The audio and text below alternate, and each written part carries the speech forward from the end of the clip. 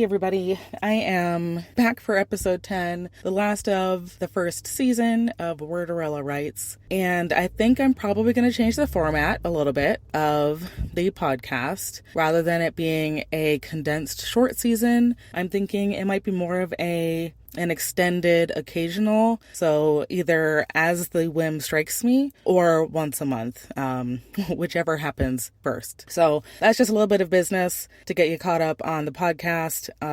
Life keeps lifing, and I don't want to make promises that I can't keep. So it seems like monthly updates seem to work for me. I do that across Patreon and my newsletter. So I think the podcast would be another way just to stack it on top. I love habit stacking. It's great. So I have been catching up with my own listening of podcasts, and one of my favorites is the Your Mom Writes Books podcast with Charlie N. Holmberg and Caitlin McFarland. And I think it was their most recent episode on, I think it was called like Your Mom Reads Bad Books. Such an interesting episode because they were talking about really the discourse behind fantasy, romance, romantasy, and they cited a person on TikTok who I'm forgetting. So definitely go and listen to the Your Mom Writes Books podcast. But the long and short of it was people who read fantasy and or romance back in the 80s, 90s, even early 2000s, we're feeling this gap in especially the romantasy genre.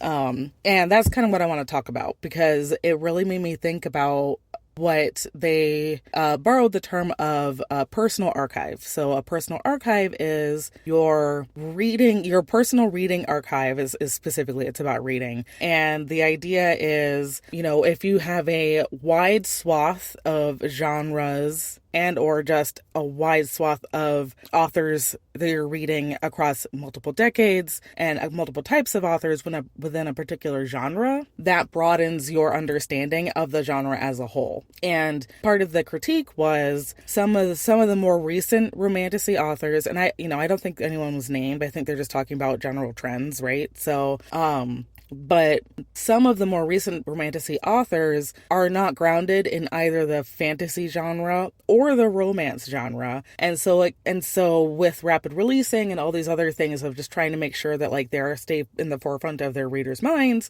they lose some of that spark that pulls you in, right? Fantasy, part of the great thing about the fantasy genre is it pulls you in, it sort of sucks you into that world. You're getting to live and learn with the characters about how to survive in that world. And then, on the, not the flip side, but I guess just when you're talking about the romance genre, it is a very character driven plot. Two people who have been living their lives, stumble upon each other, have their reservations, grow as a person because they are interacting with this individual, and eventually come to see that their life would be better with them than without. And then there are variations of happily ever after, and there are variations of spice levels and romantic tension and romantic anticipation, but that's kind of like the gist of the thing, right? And so it really got me thinking about my personal reader archive.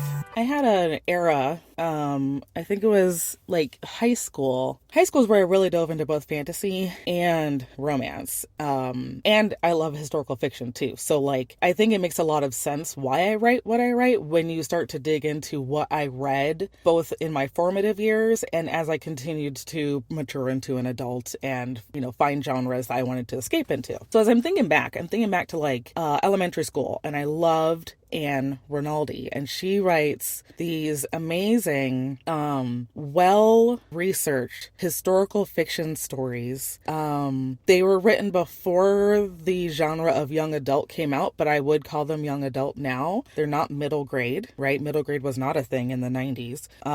But if you were to look for them now, they would probably be in the young adult historical fiction area. And I think the thing that I loved about Anne Rinaldi's books was that she made history feel alive.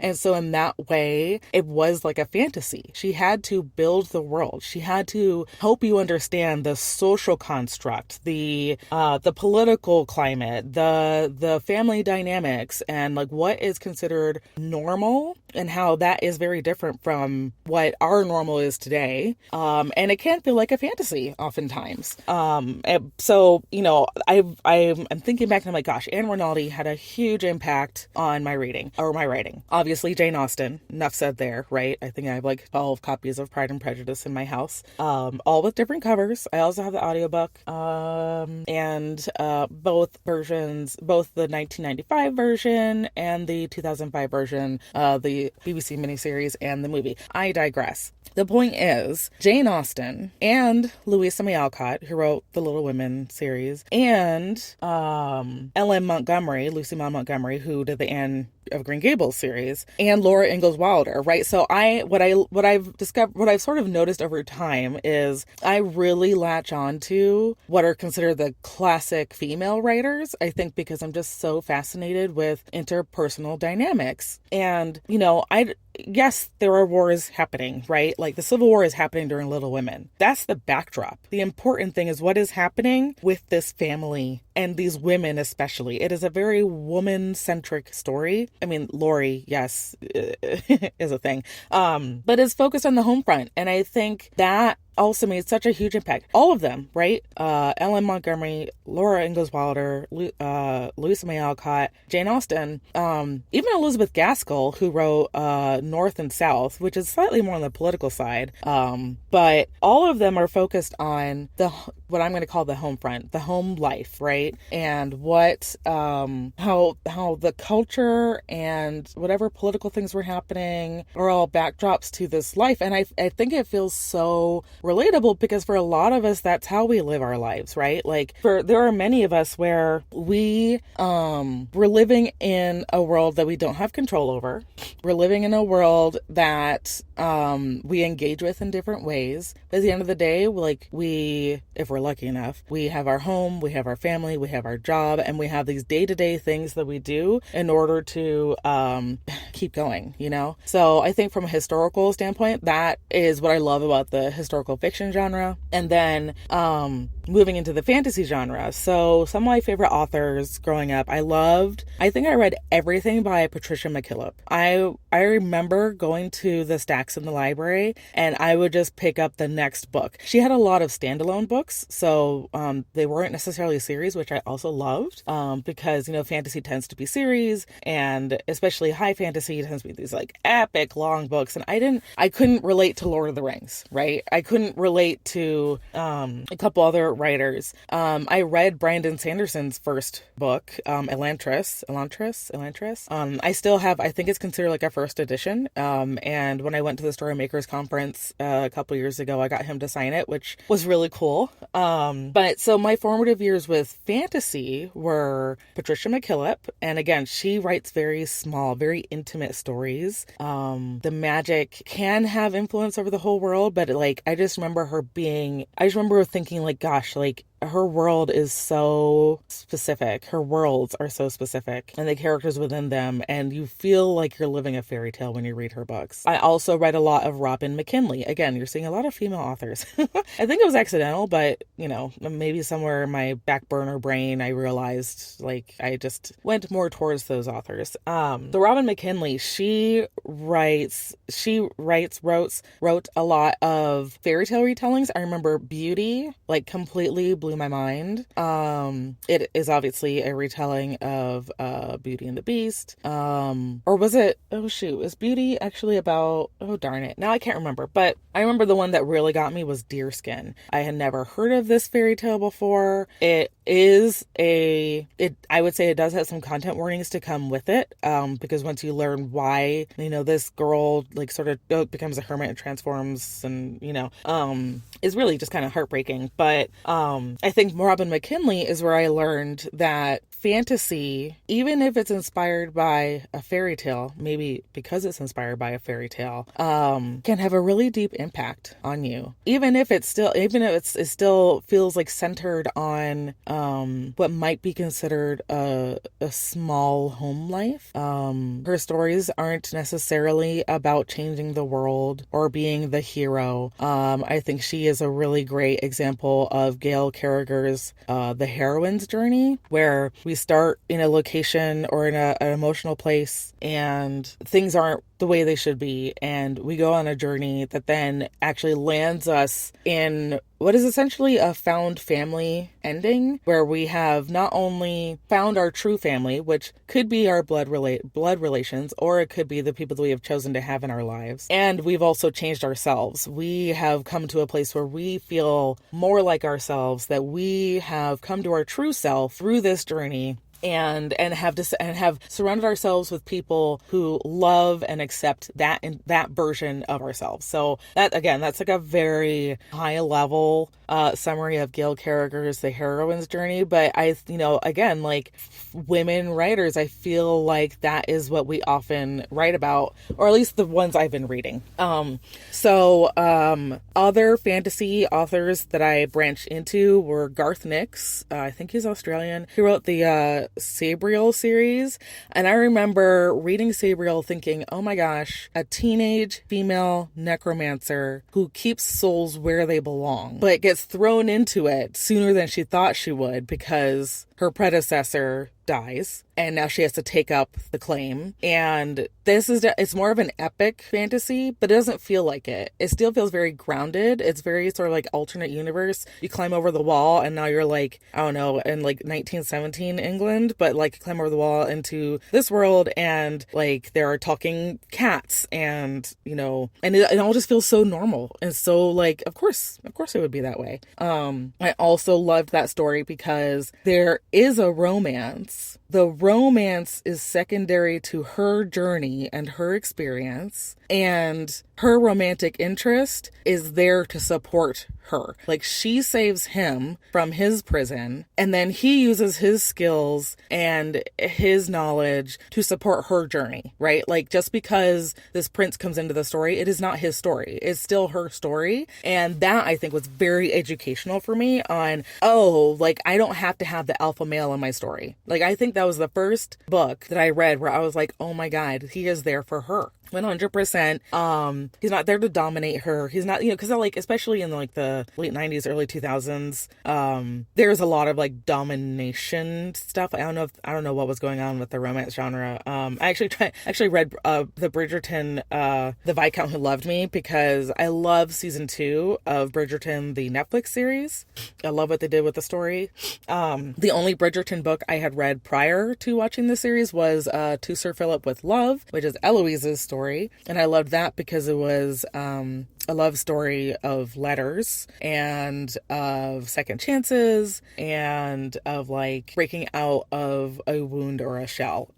But when I read the book version of The Viscount Who Loved Me, which is Bridgerton season 2, I was completely thrown by how often the hero of this romance was like unreasonably mad that he was attracted to the heroine, to the point where he was like, literally there were words of, he wanted to hurt her. And I'm like, that's not love, that's possession. And I understand that possession and passion and all these like very large emotions can all overlap. But for me, that's not a romance. And so again, going back to Sabriel with Garth Nix and having this couple that together they will bring down the big bad. It's very Buffy and Sailor Moon vibes, I think, but in written form. So those were sort of some of my fantasy inspiration or influences. Jasper Fforde is another influence. Douglas Adams is another influence. They're more on the absurdist side. And again, I love them. I love, I just love the idea of Hitchhiker's Guide to the Galaxy with Douglas Adams. I love the idea that don't go anywhere without your towel. All right. It is the number one thing. Do not leave the planet without your towel. And I have this memory. My father is from a different country. And when I finally got to go there as an adult, I turned around and he was wearing a towel, and I could not keep my composure. I just started cracking up because I was like, oh my God, yeah, you're right. Like, this place is freaking humid and I need a towel. And it was just like, just this natural, of course, like we get out of the plane, we get out of the airport, where's your towel? Put your towel around your neck. And it's those sort of absurd, but such real details that just make the story feel so real, because life is kind of absurd. And so those are sort of my absurdist influences, probably Jasper Fforde and Douglas Adams. Now, romance, I read a whole bunch of different romance authors. I have read some Julia Quinn, author of the Bridgerton series. Not necessarily her Bridgerton books, but I have read a number of her books. I also love MJ Rose, and I would say she was one of the precursors for fantasy romance, historical fantasy romance. She has this, like, it's called, I think one of them is called like Stolen Magic, and it's like this magic wielder. I don't remember how she terms them, and it's been like a couple of decades since I read it, but I know that somehow this really powerful, I'll call him a wizard, gets trapped in the form of a unicorn, and through interactions with this woman that he meets, I think she ends up breaking the curse for him. But it's like set like back in like the 1800s, and I don't know, again, like, so MJ Rose, love her stuff. Gosh, I also love... All right, I had to take a quick break because I was looking through my Storygraph archive of like my 5-star reads, and I have too many authors to name. Allison Goodman, Olivia Atwater. Those are some recent influences. I also spent a lot of time reading mysteries, so like Tasha Alexander, Deanna Rayborn, and Lauren Willig. They were all doing historical mysteries, where the woman is the primary detective and lens in which the story is told. I also love, oh gosh, what was her name? Amanda Quick. That's who I'm thinking of.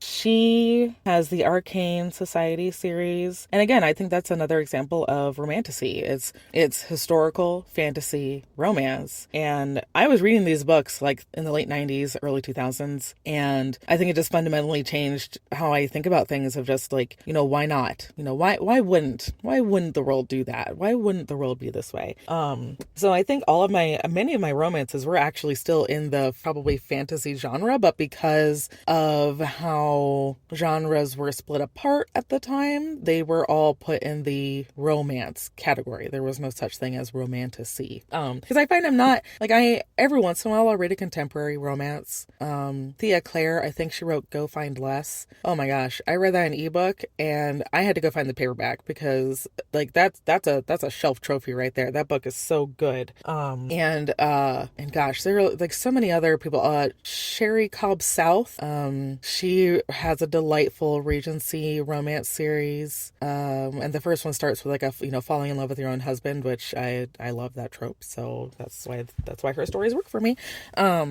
But anyway, long story short, and I know I've said that before, but the thing that I am reflecting on is, I think it was Monroe Wildrose, where she said that I do true romance. And I was thinking about that. And like, what does she mean by that? Right. And I did ask her, and she was just saying, like, the romantic tension, the uncertainty, the anticipation, the coming together, the meeting of minds, the processing of emotions, like all of that stuff is very interesting to me. Once they get together, I'm bored, as a writer at least. As a reader, it's probably more fun for me. And this is actually why some of my first books have really fast endings, because I was like, oh yeah, they're together now. Happily ever after. Bye everybody.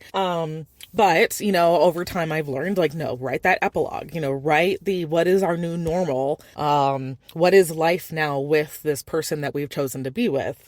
So honestly, I love that she told me that because I think that makes a lot of sense. I have been a member of the romance reader community since I think 8th grade probably is when I first read my first real romance. And like I am a middle-aged woman now, so I have a couple of decades of practice of reading the romance genre and figuring out especially what I enjoy in the genre and what I sort of glom onto in terms of like, yes, this is what makes a romance for me. This is what makes me happy. I think same thing in the fantasy genre. I've been reading fantasy since middle school, maybe even elementary school if you think about it. And especially I think in the 90s and the 2000s, like there were a lot of really great books that came out during that time. One of my favorites, I think, is called Emerald House Rising. It's by Peg Kerr. It's like the only book that she wrote. Like she wrote this amazing book, and then I think she like stepped back for family reasons. I was following her on LiveJournal for a little bit, like in the last 5 years or so, but I am not really on LiveJournal anymore.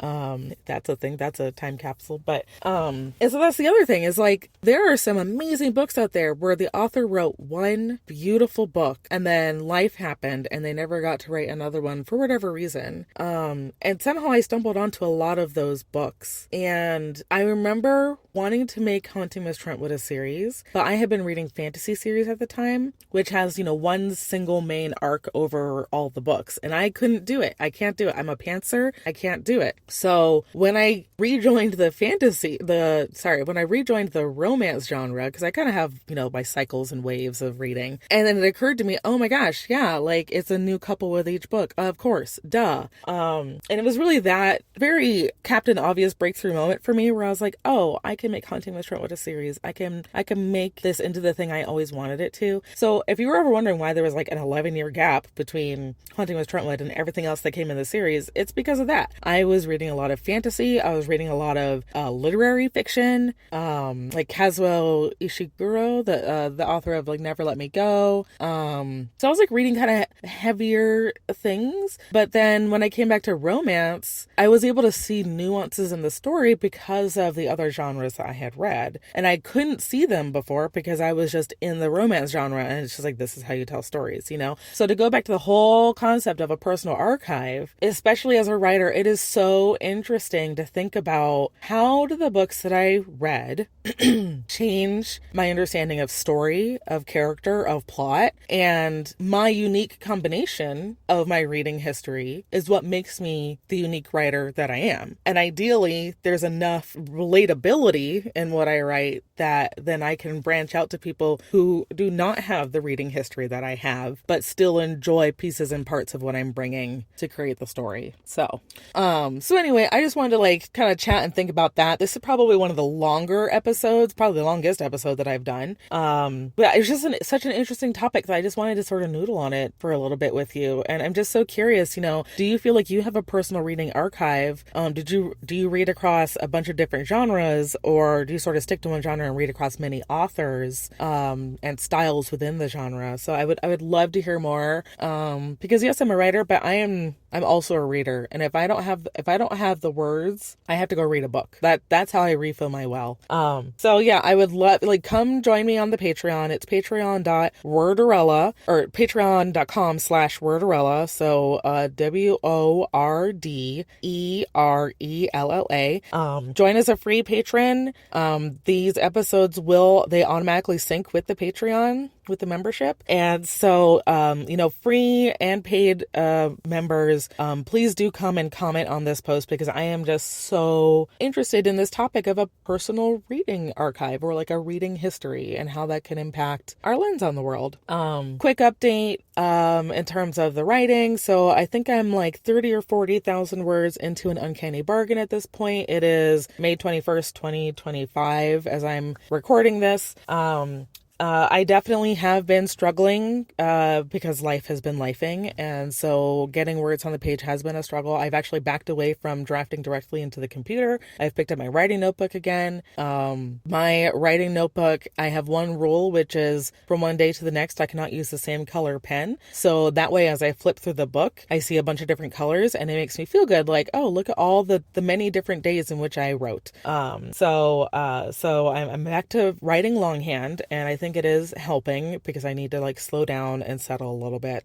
My other technique when the words aren't coming is I start drawing my characters. So I love Edith and Druvesh, and they're very cute and very sweet. And I finished an illustration the other day that I think is actually going to be great for marketing purposes and may actually be the little cameo illustrations that I use on the front cover when I designed that book. So making progress. It is slow progress, but I feel, I think I'm going to borrow, I think Kathy Yardley said this on the Spa Girls podcast, which is the self-publishing author podcast. They're in Australia. But I think it was Kathy Yardley that was talking about the artisan author, someone who enjoys the creation of the thing as well as the selling of the thing. And I think that's exactly where I am. Last note, I want to thank the GCAC, which is the Greater Columbus Arts Council. I applied for an artist grant and they awarded it to me. And this is a huge deal. I mean, the amount that they awarded to me, I don't think is the most that they could have, but they awarded the amount I asked for, which is so like groundbreaking, life-changing for my business this year because it's going to help me level up with my Shopify. I'll be able to afford a paid theme, which then will come with a lot of the features that I've been trying to piece together with a bunch of different plugins that then like you have to update the plugin and sometimes it stops working. And I need something that works, right? Like this joyful side hustle is in the margins of my life. I get to spend maybe an hour a day on it. So I have to be very efficient with my time once I sit down to focus on the writing and the business. So the GCAC grant is helping me level up my Shopify and my direct sales to you as a reader. It also gives me a leg up in saving for my editor. Which I think I have to use these funds within the 12 months that I received them. So that also makes a nice sort of due date for me of I got to finish writing this book because I got to get my editor because I need to show the paperwork and receipts that I used the grant money as I intended in my application. So super excited about that. You're probably going to see more posts from like on Patreon and the newsletter and Instagram and with my website as I finish updating that. I'm going to try to make that really prominent that like the Greater Columbus Arts Council, they do so many amazing things and they support so many small authors and small artists who are trying to, make a name for themselves. And I'm just really grateful that I live where I live. So on that note, I'm going to pause here. Sorry for the super long episode. I hope it was interesting. I love chatting books, so I think I just need to be better about that and worry less about the writing update.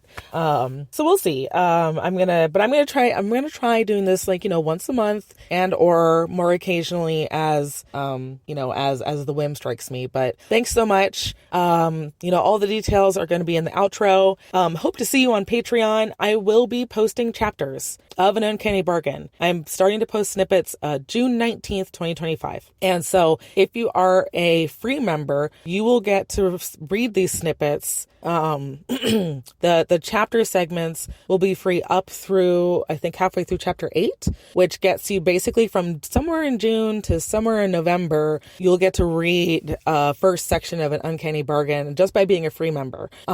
After that, you'll need to join as either a reading room member, which is $5 a month, or a first edition member, which is $10 a month.